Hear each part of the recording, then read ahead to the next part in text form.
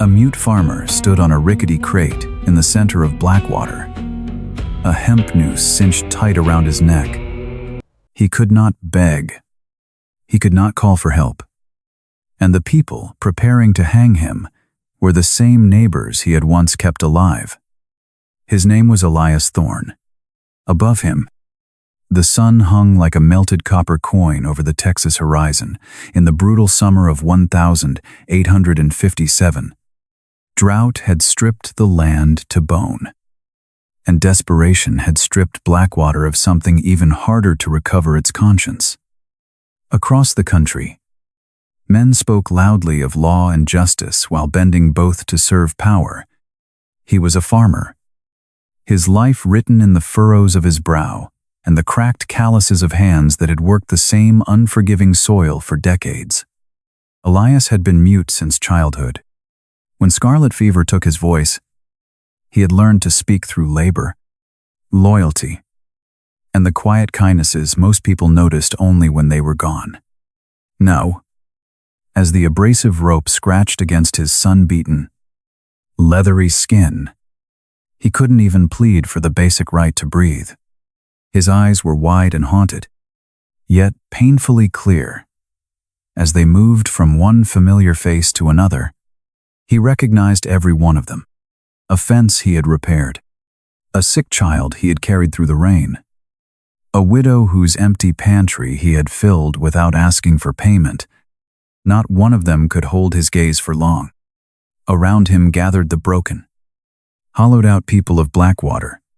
They had once been good neighbors, but months without meaningful rain had begun to wither their patience along with their crops.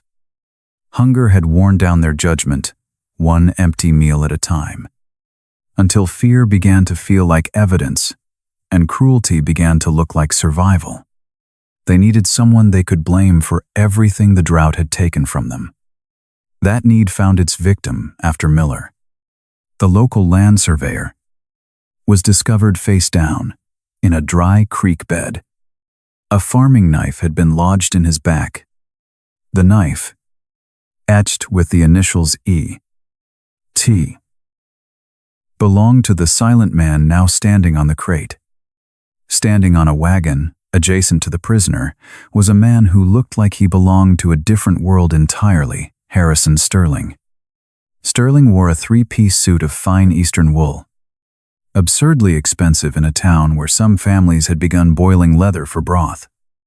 He was a land speculator with polished manners and eyes that measured every person by what could be taken from them. In his gloved hand, he held a single piece of parchment that carried the weight of a death warrant. It was the legal deed to the Thorne property, a piece of land that held a secret more valuable than gold in this parched wasteland. The Thorne property contained the only working deep well spring in the entire county, a subterranean vein of liquid life that had never once run dry. Sterling looked out over the sea of gaunt, desperate faces and raised his voice, projecting the practiced authority of a man used to buying and selling lives. He spoke of justice, order, and the need to protect what little the town had left. He spoke of the rule of law as if it were a divine commandment, though he used it only as a scalpel to excise his enemies. A town without order dies, Sterling told them. The railroad men are looking west. If Blackwater can promise water, their line may bring work, food, and families back to this town. He never mentioned that Elias had never denied water to anyone. The townspeople muttered in a low, rhythmic agreement, their voices sounding like the dry, ominous rustle of dead corn husks in a graveyard. They didn't just want justice, they wanted the water. They wanted the land that Elias Thorne had spent his life protecting. They wanted a sacrifice to appease the gods of the dust. The executioner was a massive, nameless brute with a greasy leather hood that smelled of old sweat and iron. He reached out with a massive hand, his fingers twitching as he prepared to kick the crate from beneath Elias's feet. Suddenly, a low, Rhythmic vibration began to echo from the scorched edge of town. It was the steady, thunderous beat of hooves, striking hard-packed clay with the cadence of an approaching storm. A lone rider emerged through the heat haze. He sat motionless on a black stallion, his long duster stained with the red dust of several territories. 2 ivory-handled Colt 1,851 Navy revolvers were holstered low and tied down to his hips. The tools of a professional who lived by the speed of his draw. His wide-brimmed hat was pulled low, casting a deep shadow over a face that looked as if it had been carved from jagged Texas granite. This was Cade Vane, to lawmen from Austin to the territorial border. He was a thief, a drifter, and a killer. The rider did not slow his pace until his horse's chest nearly brushed against the shivering edge of the crowd. A heavy, unnatural silence descended upon the plaza. Even the hot wind seemed to hold its breath. Sensing the arrival of a predator, his gaze moved once across the square, the rope, the executioner's planted foot, Sterling's gloved hand, and the distance between the crate and the nearest wagon. He missed nothing. Cade Vane didn't reach for his weapons. He didn't need to. He simply rested his gloved hands on the worn pommel of his saddle, his posture radiating a lethal, focused calm. His voice was a low, gravelly growl that carried with startling clarity to the furthest, darkest reaches of the plaza. "Let him go, you bastards." Sterling stepped forward on the wagon, his face flush with a mixture of indignation and sudden, sharp fear. "This is a legal execution, stranger," Sterling shouted, his voice cracking slightly under the pressure of Cade's gaze. "This man is a murderer and a common thief who has stolen the peace of this community." Cade Vane slowly tilted his head, the harsh midday light catching his eyes the color of a winter sky over a battlefield. "I don't see a circuit judge in this circle of filth," Cade said, his voice dripping with icy contempt. "I don't see a jury of 12 honest men who aren't currently starving for a drink of another man's water. What I see is a starving town tearing apart the one man who never refused it water because none of you has the courage to face the man profiting from your thirst." The hooded executioner looked toward Sterling, waiting for the signal that would end the tension. Sterling, sensing his control of the mob slipping, nodded frantically. "Kick the crate," Sterling commanded, his voice a shrill shriek of desperation. The executioner's heavy boot began its arc toward the wood, but before the leather could strike the crate, a thunderous, metallic crack split the air, echoing like a cannon blast through the canyon of buildings. .356 caliber ball tore through the upper corner of the crate, inches from the executioner's boot. The executioner froze mid-motion, his leg shaking with a sudden, violent palsy. Cade had his revolver out, cocked, and leveled before the smoke from the first shot had even cleared the barrel. "The next one doesn't hit the wood. It goes directly into your kneecap," Cade said to the hooded man, his voice devoid of emotion. The crowd surged back in a wave of collective terror, the bloodlust replaced by the raw instinct to survive. "You're a wanted outlaw," Vane Sterling screamed, pointing a trembling finger at the rider. "I know who you are. I've seen the posters. There's a $500 price on your head, dead or alive." Cade didn't blink. He didn't even seem to breathe. "The price just went up," Cade replied, his thumb grazing the hammer of his second Colt. He dismounted without taking his eyes off Sterling. The townspeople opened a path before him without being told. He reached the gallows and looked up into the eyes of Elias Thorne. The mute farmer was trembling with an intensity that threatened to break his spirit. Silent tears tracking paths through the thick dust on his hollow cheeks. In Elias' eyes, Cade saw his younger brother, as he had looked before. A frightened mob killed him in the California goldfields in '49. Cade had spent 10 years trying to bury that face beneath whiskey, gun smoke, and distance. It had followed him anyway. Cade turned his back to the prisoner and faced the townspeople, his presence filling the empty space of the plaza. "You all know Elias," Cade said, his words landing like heavy stones. "He fixed your fences when you had nothing to pay him. He gave water to your children when your own wells failed. When fever took Martha Bell's husband, Elias left food on her porch every week until she could stand on her own. And now you're letting Sterling turn your hunger into a rope?" Martha Bell stood in the front row, unable to look at him. In the winter of '55, Elias had brought corn and bacon to her cabin after fever took her husband.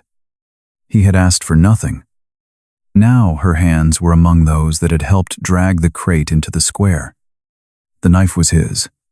A man shouted from the safety of the back of the crowd. Though his voice lacked conviction, "We found it buried in Miller's back. The evidence is right there." Cade walked toward Sterling's tethered horse and removed a stained leather bag from its saddle. Miller wasn't merely surveying creek beds, Cade said. He had been checking Sterling's land claims for the state. Cade lifted the stained leather bag. 3 nights ago, Miller mailed a letter to a clerk in Austin. He wrote that Sterling's ranch sat partly on state land and that someone had altered the county maps. Sterling's face changed. Only for an instant. But everyone saw it. Miller also wrote that he had copied the proof into a private journal. Cade continued. Sterling has been searching for it ever since. Sterling lunged for the leather bag, but Cade caught him by the collar and drove him back against the wagon. "I watched you hide this behind the saloon before you came here," Cade said. A careful man might have chosen somewhere other than his own saddlebag. Cade had been following Sterling for 3 days. Miller's last letter had led him to Blackwater, and Sterling's nervous detour behind the saloon had told Cade where the man kept whatever he feared losing most. "You stole Elias's knife, killed Miller, and left both the weapon and the motive where a frightened town would find them." Cade threw Sterling to the ground like a piece of refuse. Cade opened the leather bag and removed a small, stained ledger. He tossed it to the town's blacksmith, a man named Silas, who was known across 3 counties for his stubborn honesty. "Read the last entry." "Silas," Cade ordered. Silas opened the ledger with trembling hands and read Miller's final entry aloud. Miller had documented altered boundary markers, forged deeds, and Sterling's plan to control the Thorn Spring before negotiating a water contract with the proposed rail line. The final sentence was shorter than the rest. "Sterling knows I have copied the maps. If anything happens to me, look to the man who needs both my silence and Thorn's land." Cade then held up Elias's knife. Red River clay had dried beneath the grip.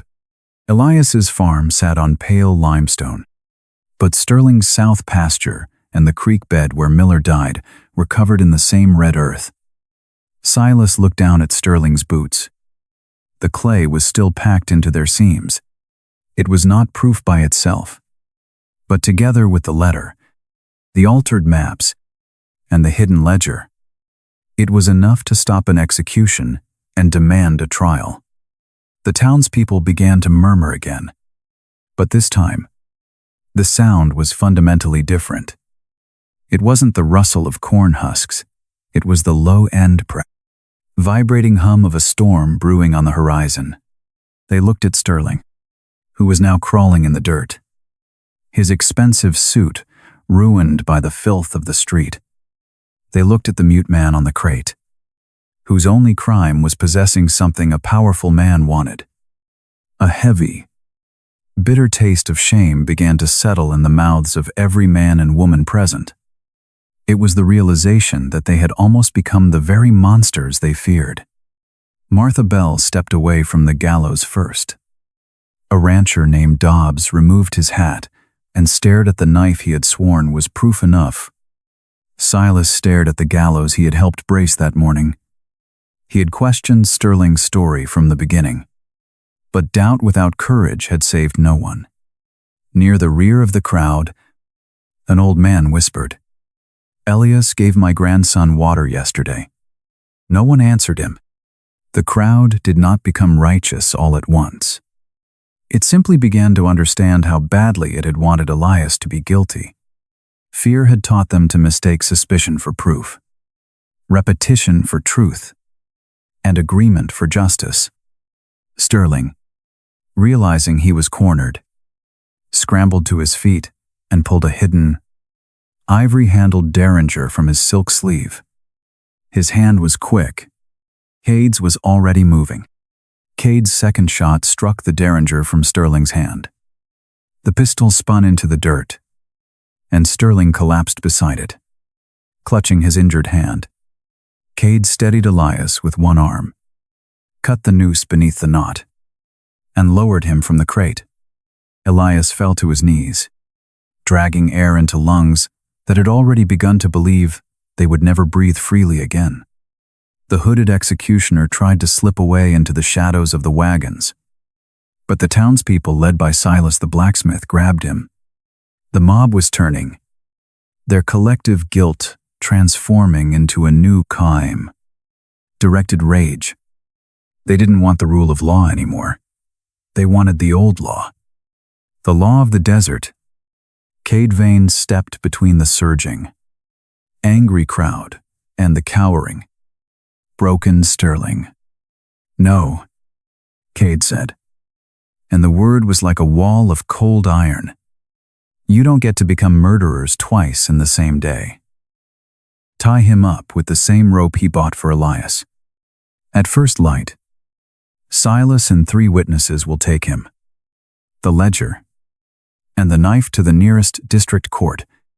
Silas, the blacksmith, stepped forward, looking Cade in the eye.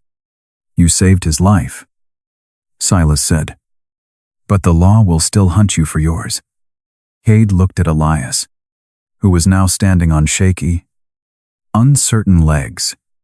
The mute farmer walked over to the outlaw, his eyes no longer filled with terror, but with a profound, unpayable debt. Elias placed one calloused hand against Cade's chest, then closed it briefly around the lapel of his coat. Cade understood. Cade looked down at the farmer's hand, then back at the horizon.